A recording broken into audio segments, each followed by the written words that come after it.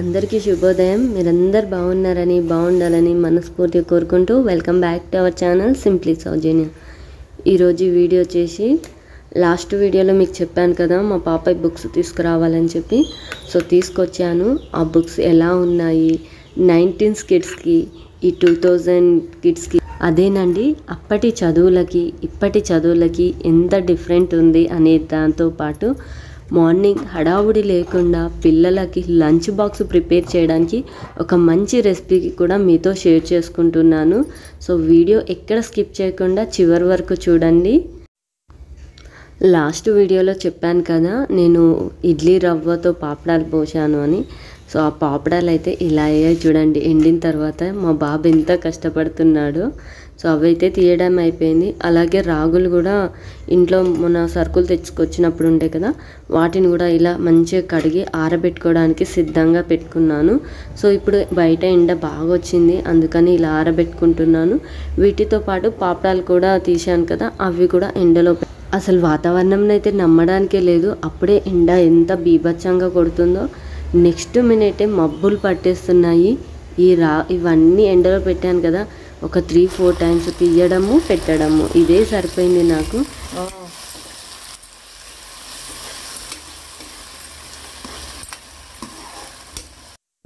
Schools అయితే open అయిపోయాయి. ఒక ఫాదర్కి ఏమో స్కూల్ ఫీజులు బుక్స్ అవన్నీ ఉంటే, ఒక మదర్కి వంటగదిలో పిల్లలకి ఏ లంచ్ బాక్స్ ప్రిపేర్ చేయాలి, ఏ బ్రేక్ఫాస్ట్ ప్రిపేర్ చేయాలి, ఇలాంటి స్నాక్స్ పెట్టాలి, ఇదే హడావుడి ఉంటుంది. అందుకోసమని లంచ్ బాక్స్కి హడావుడి లేకుండా పిల్లలు ఇష్టంగా తినే ఒక రెసిపీతో మీ ముందుకు వచ్చేసాను. ఇదేంటో పులిహోర అనుకుంటున్నారా? ఇది నార్మల్ పులిహోర కాదండి, గోంగూర పులిహోర. ఆల్రెడీ మీకు చూస్తుంటేనే తెలిసిపోయింది అనుకుంటా. అసలు ఎంత టేస్టీగా ఉంటుందంటే పిల్లల లంచ్ బాక్స్ అనేది ఎంటీగా వస్తుంది ఇంటికి.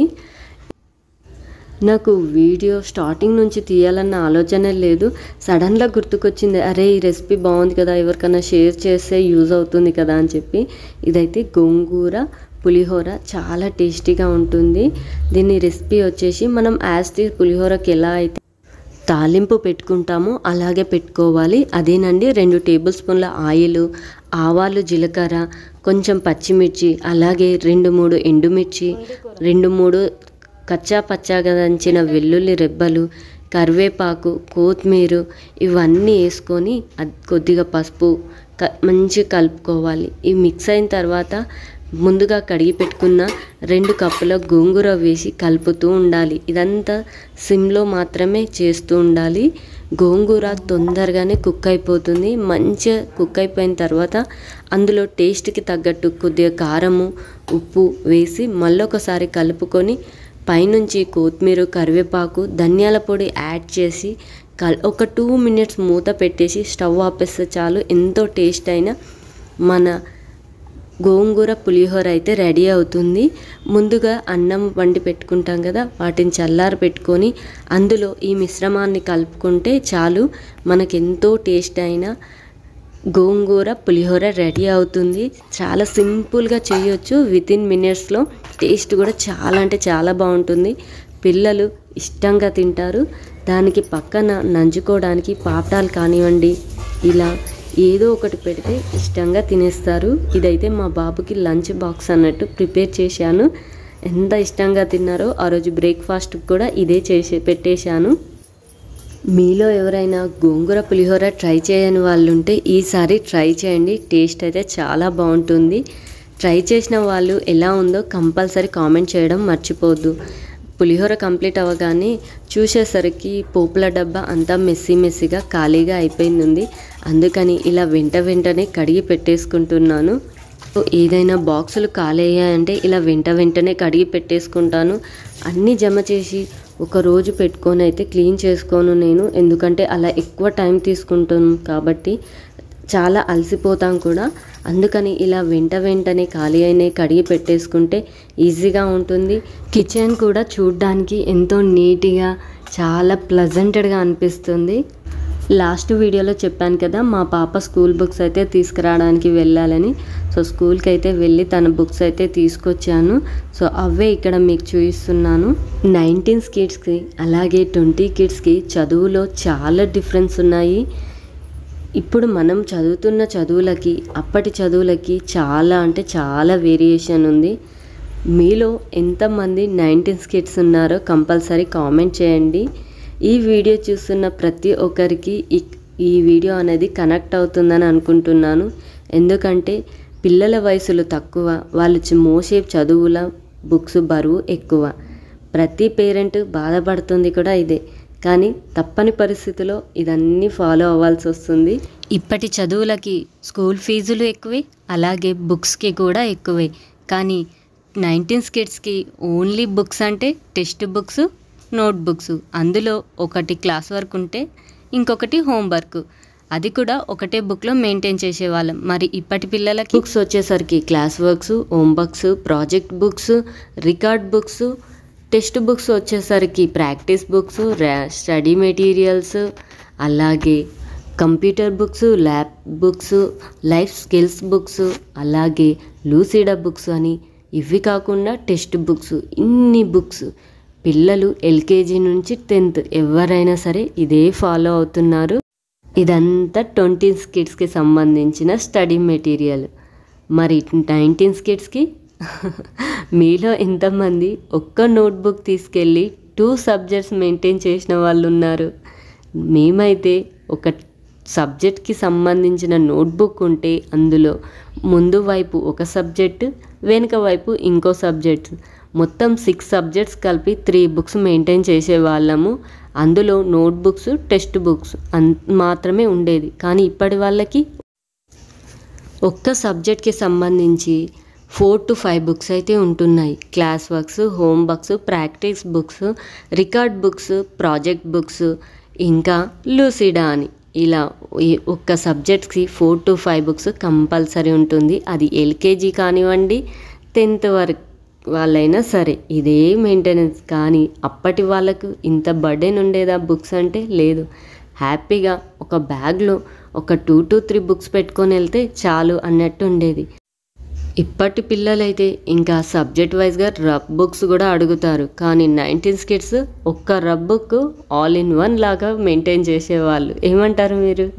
ఒకటే ఒక రబ్ బుక్, అన్ని సబ్జెక్ట్స్ అందులోనే నింపేవాళ్ళు.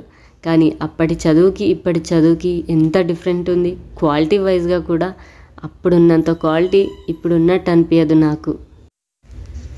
కాలం మారుతుంది, కాలంతో పాటు మనము మారుతున్నాము. అప్పట్లో చదివే వాళ్ళు తక్కువ, కానీ ఇప్పుడు చదివే వాళ్ళు ఎక్కువ.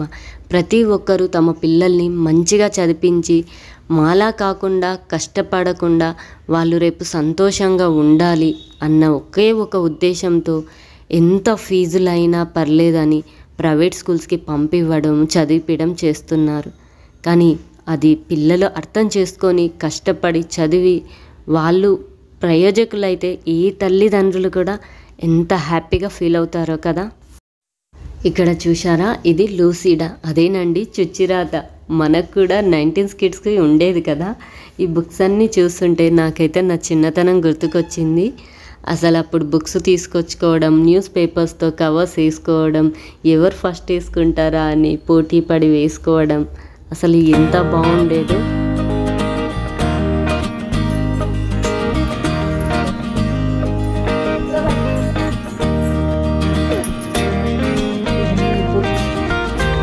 ప్రాక్టీస్ బుక్స్, అలాగే టెక్స్ట్ బుక్స్, ఇవన్నీ సబ్జెక్ట్ వైజ్గా.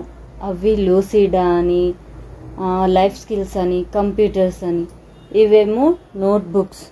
ఇందులో ప్రాజెక్ట్స్, ఇంకా రికార్డ్ బుక్స్, ఇవి టెక్స్ట్ బుక్స్. ఇక్కడ పేరెంట్కి కూడా నేను ఒకటి చెప్పాలనుకుంటున్నాను. ప్రతి పేరెంట్ కూడా పిల్లల్ని చదువుకున్నప్పుడు కానివ్వండి, ఫోన్ పట్టుకుంటున్నప్పుడు వాళ్ళు ఏం చేస్తున్నారు అనేది అబ్జర్వ్ చేయండి. చదువు విషయంలో మొత్తం టీచర్స్ మీద డిపెండ్ అవ్వడం కూడా కరెక్ట్ కాదు. అప్పుడప్పుడైనా లేకపోతే పేరెంట్ టీచర్ మీటింగ్ అవుతుంది కదా, అప్పుడైనా సరే వెళ్ళి పిల్లలు ఎలా చదువుతున్నారు ఏంటి అనేది తెలుసుకోండి. ఇంకొకటి, వాళ్ళకి ఇచ్చే హోంవర్క్స్ ప్రతిరోజు చెక్ చేసి ఒక హాఫ్ అన్ అవర్ వాళ్ళతో టైం కేటాయించి వాళ్ళకు మనం ఇలా కాదు అలా అని చెప్తే నేర్చుకొని వాళ్ళు కూడా బాగా చదువుకుంటారు. మనం కూడా కేర్ తీసుకొని ఇంట్లో వాళ్ళు హోంవర్క్ చేసుకుంటున్నప్పుడు ఒక half an hour to 1 hour time spend చేస్తే చాలు, వాళ్ళ హోంవర్క్స్ కంప్లీట్ అవుతాయి. కంటిన్యూగా కూర్చోవాల్సిన అవసరం లేదండి. ట్యూషన్స్కి పంపిస్తున్నాం కదా, స్కూల్కి పంపిస్తున్నాం కదా, మేము బిజీగా ఉంటామని చెప్పకండి. మనము మన పిల్లల కోసం ఒక 1 అవర్ కూడా స్పెండ్ చేయని బిజీగా ఉన్నామా? మీరే క్వశ్చన్ చేసుకోండి. ఒక టీచర్ మీద డిపెండ్ అయ్యి మొత్తం చెప్పడం వాళ్ళకి కాదు. ఎందుకంటే ఒక్క క్లాస్లో ఒక్కరు ఉండరు కదా, మనం ఇంట్లో ఒక్కరిద్దరికే చెప్పుకోవడానికి ఇంత ఇబ్బంది పడతామే, వాళ్ళు 30 to 40 మెంబర్స్కి చెప్పాలి కదా. ప్రతి ఒక్కరి మీద అంతే కాన్సన్ట్రేషన్ పెట్టాలంటే కుదరదు. ఎందుకంటే ఒక్కొక్క పిల్లాడి మెంటాలిటీ ఒక్కొక్క రకంగా ఉంటుంది. తొందరగా క్యాచ్ చేస్తారు, కొందరు క్యాచ్ చేయలేరు. కాబట్టి వాళ్ళ మెంటాలిటీ ప్రకారం వాళ్ళని ఎలా గైడ్ చేయాలో అలా గైడ్ చేయాల్సిన కనీస బాధ్యత మనది. చాలా పేరెంట్స్ నుంచి వచ్చే ఒకే ఒక మాట, మా పిల్లలు చెప్పింది వినరు, చాలా మొండిగా చేస్తారని. వాళ్ళు చెప్పింది వినట్లేదా, లేకపోతే మనం చెప్పింది వాళ్ళకి అర్థం అవ్వట్లేదా? చిన్నప్పుడు గారాబం చేస్తాము, తర్వాత కష్టపెడితే ఎవరు వింటారు చెప్పండి? అదేదో ఫస్ట్ నుంచి వాళ్ళకి అర్థమయ్యే విధంగా చెప్పి వాళ్ళకి టైం కేటాయిస్తే ప్రతి పిల్లవాడు పేరెంట్స్ చెప్పిన మాట వింటాడు. మరి మీ పిల్లలకి బుక్స్ తీసుకొచ్చారా? బుక్స్ తీసుకొచ్చి కవర్స్ వేస్తున్నారా? చిన్న పిల్లలైతే మీరు హెల్ప్ చేయండి, పెద్ద పిల్లలైతే వాళ్ళకే వేసుకోమని పక్క నుండి గైడ్ చేయండి. పిల్లలకి ఇలాంటి చిన్న చిన్న అలవాట్లు చేయిస్తుంటే వాళ్ళు కూడా రేపు పెద్ద అయిన తర్వాత హ్యాపీగా వేసుకుంటారు మన హెల్ప్ లేకుండానే.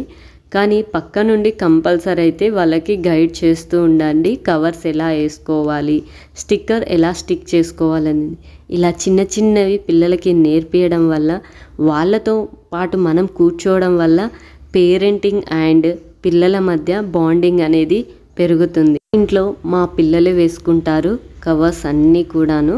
వాళ్ళ పక్కన కూర్చొని చెప్తూ ఉంటాను, ఇలా కాదు ఇలా వేసుకోండి అని. ఆల్మోస్ట్ వాళ్ళే వేసుకుంటారు. చిన్న చిన్న పనులు వాళ్ళ పనులు వాళ్ళు చేసుకోవడంలో తప్పేం లేదు. మొక్కై వంగంది చెట్టై వంగుతుందా చెప్పండి? ఏదైనా చిన్నప్పటి నుంచే మనం నేర్పించే దాన్ని బట్టి ఉంటుంది. ఒక పేరెంట్గా మీతో ఈ మాటలన్నీ షేర్ చేసుకోవాలనిపించింది, అందుకే చెప్తున్నాను. ఇంతేనండి ఈ వీడియో. ఒక మంచి వీడియోతో మళ్ళీ కలుసుకుంటాను.